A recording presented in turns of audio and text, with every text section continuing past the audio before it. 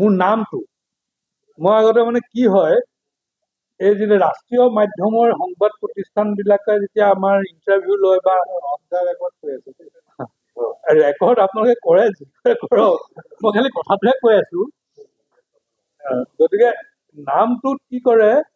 যে মানে বাইটটো দিয়াৰ আগতে आपका नाम बताइए आपका पदवी बताइए মানে সংবাদ কৰ্মীসকলৰ কাৰণে সুবিধা হ'বৰ কাৰণে বাইটটো লওঁতে আগতে তেনেকে মোক কয় মই আহি সাংবাদিকে আকৌ এইটো মোক কেলে সুধিছে নামটো ক'বলৈ দিয়া মই কি পদবীত আছো মই এতিয়া লাহে লাহে ফিল কৰা হৈছো মোৰ নামটো কিন্তু বৰ জটিল নাম নহয়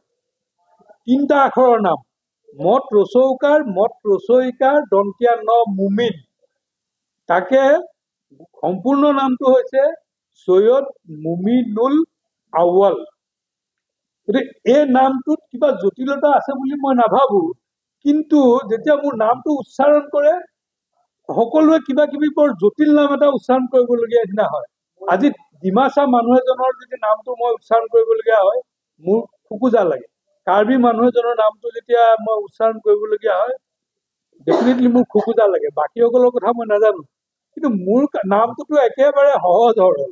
মত ৰচয়িকাৰ দন্তীয়া ন মুমিন গতিকে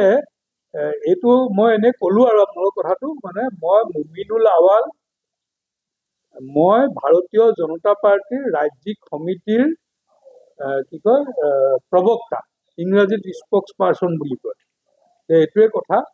আপোনালোকে নিউজটো লিখিব সময়ত এই নামটো কি আছিলে মত ৰচয়িকাৰডাল আছিল নে নাই ৰচয়িকাৰডাল আছিল নে নাই তেনেকুৱা পাবুলত পৰে বুলি মই কৈ থলো আৰু এটা আমার উপস্থিত আছে রাজ্যিক বিজেপি তরফ করা পাটওয়ারিদের আর আমার মাঝে উপস্থিত ডিস্ট্রিক্ট ওয়েস্টার্ন বেঙ্গল জেলা সভাপতি মহোদয় তো প্রথমে মই জেলা সভাপতি মহোদয় ছুটিকৈ কাৰ্বি ভাষা আৰু অসমীয়া ভাষা ছুটিকৈ আজি নিজে সমাধান কৰিব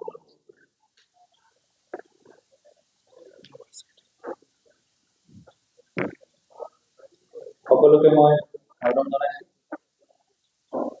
ইতিমধ্যে আজি আমি ৰাজ্যিক মিডিয়া বিভাগৰ পৰা অনুষ্ঠিত কৰা যি আমাৰ প্ৰেছ মিট এই প্ৰেছ মিটত আমাৰ মাজত উপস্থিত আছে ৰাজ্যিকৰ মুখপাত্ৰ আমাৰ সাইদ মুমিনুল আউল ডাঙৰীয়া আৰু লগতে আমাৰ পেনেলিষ্ট আমাৰ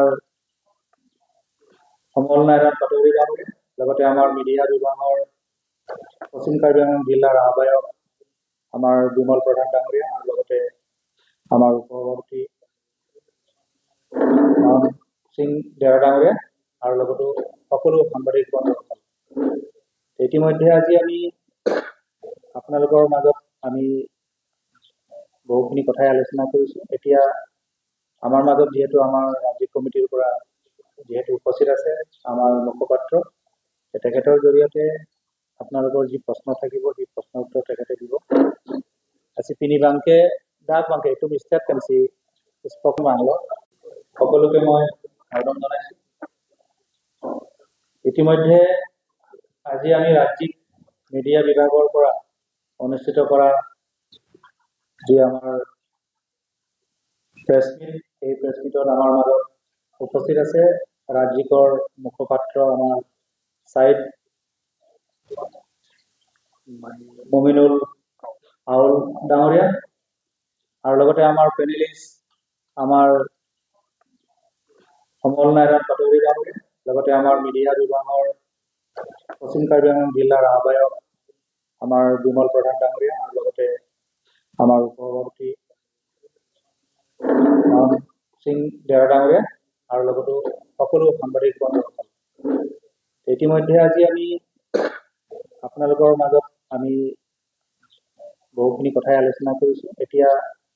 আমাৰ মাজত যিহেতু আমাৰ ৰাজ্যিক কমিটিৰ পৰা যিহেতু উপস্থিত আছে আমাৰ মুখপাত্ৰ তেখেতৰ জৰিয়তে আপোনালোকৰ যি প্ৰশ্ন থাকিব সেই প্ৰশ্ন উত্তৰ তেখেতে দিব আজি পিনিবাংকে ডাক বাংকে একটু বিস্তাৰ কৰিছে স্পক বাংলা দি হৈছে অলপ আগতে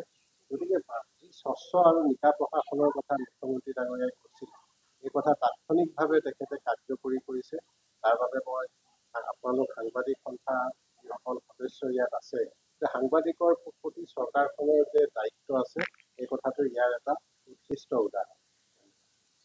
যিকোনো খবৰৰ বাবে যোগাযোগ কৰক 7099017330 লগতে 7099017110 নম্বৰত